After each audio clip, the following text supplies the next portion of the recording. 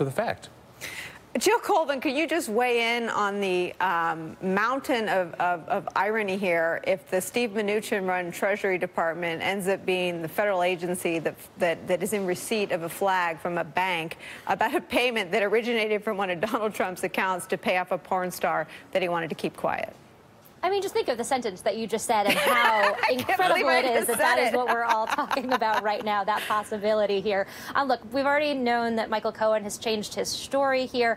This is something that just there are questions and questions and questions about, despite the fact that we had, this big trade announcement yesterday, despite the fact that we have this historic announcement about potential one-on-one meeting with North Korea. This is still kind of pushing through and being something that we're all talking about, that the White House is very much trying to stop us from talking about, saying, well, we've already addressed this in detail, which, of course, they have not.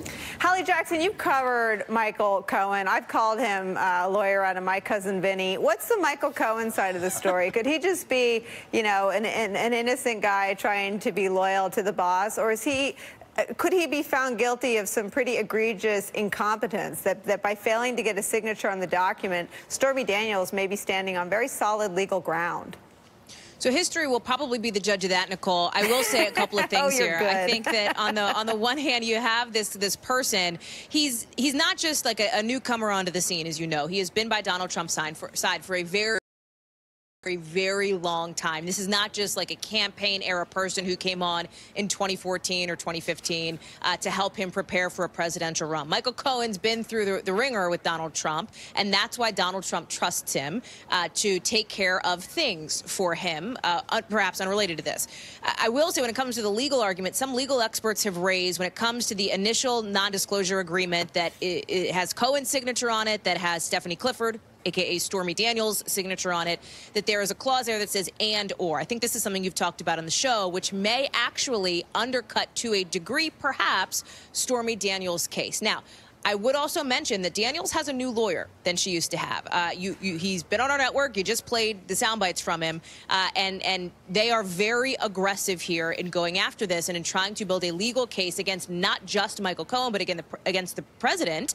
And I finally will say that Cohen, remember, was very careful in the only, because we've reached out a bunch of times to Michael Cohen, and by the way, to the lawyer that the lawyer has now retained, and there has been no comment, for example, on this new reporting or in our reporting over the last couple of days. Cohen was extremely careful in his wording, saying that he facilitated that payment. So he was cautious in the language that he used to a degree, and he also didn't say that Donald Trump personally never reimbursed him for that payment.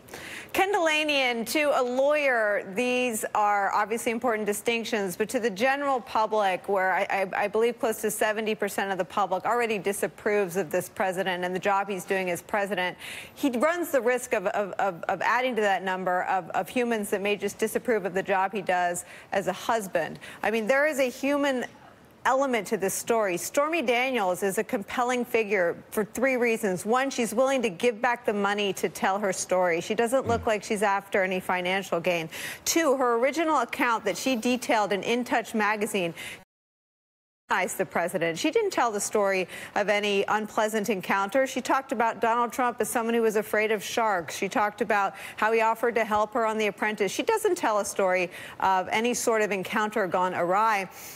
And three, the encounter took place after he was married to Melania Trump. So he is highly motivated. You can certainly understand his motives for keeping it quiet, far greater than you could understand anything she's seeking to gain by telling the truth. Oh, that's absolutely right, Nicole, and I agree with everything you just said. I do think, though, that the people who voted for Donald Trump have already discounted this kind of conduct. There was plenty of evidence of it during the campaign, and it's not clear that this is going to be a political detriment to him. I'm paying more attention to the potential legal detriment. I really think, and we've seen precedent for this, that this kind of thing could end up tripping him up. I mean, depending on who made the payment, and again, whether there's any evidence that the payment was made to protect Donald Trump's presidential candidacy, this could, I was speaking to a lawyer today, this could conceivably come up in the Mueller investigation. Mueller can investigate any crimes that arise in the course of his investigation. And, you know, Michael Cohen is a witness in the Mueller investigation. Michael Cohen was named in the dossier. He was alleged to have been a conduit between the Trump campaign and the Russians. Now, he hotly denies that. But, you know, to the extent that Mueller ever develops leverage over Michael Cohen, and Michael Cohen has evidence that this payment was, in fact, made as a campaign contribution, you know, that's how this thing could come back to haunt Donald Trump, I think, Nicole. And if you think about the history of special counsel investigations is almost always in prosecuting people for crimes that were uncovered while pursuing the larger charge. So Scooter Libby perjured himself in the Valerie Plame leak investigation. No one was ever prosecuted for leaking Valerie Plame's name. We've talked about Bill Clinton and Jim Rutenberg's parallels to how he perjured himself when asked about the nature of with Monica Lewinsky in the Paula Jones case. I know there's reporting out today that they're now, again, re-upping conversations about putting the president in front of Bob Mueller. The Wall Street Journal reporting that in an effort to expedite the end of that. This seems like the most perilous moment yet to talk about a presidential interview with Bob Mueller. Absolutely. And look, it's also important to note that everybody the president is close to or has relied on is under the gun now or out of the White House. They're all being interviewed, all the people he relies on for security and stability. And now you have this other thing that shows that he may have cheated on his wife after their son was born. So now his wife could be very mad at him. Imagine his state of mind and the way he's feeling and the way he's going to react to all of this. So yes, you're absolutely correct. It's a perilous time. And these probes have never gotten smaller and narrower. They always get bigger and bigger and wider and catch up whatever's in the water. What do you make of Ken Dilanian's reporting and analysis about how at best it's a campaign finance violation, at worst it's jeopardy in the Mueller probe? That He's seems right. like a pretty dangerous lane to be driving in. Look, it's very possible that this could yield something faster and more immediate than the Mueller probe. If the Mueller probe has to end with him putting out some results and Congress saying, okay, whatever, but Justice Department has to go and look at the campaign finance violation, it's very possible that this could be more of a headache for him in the long term. This is going to keep going.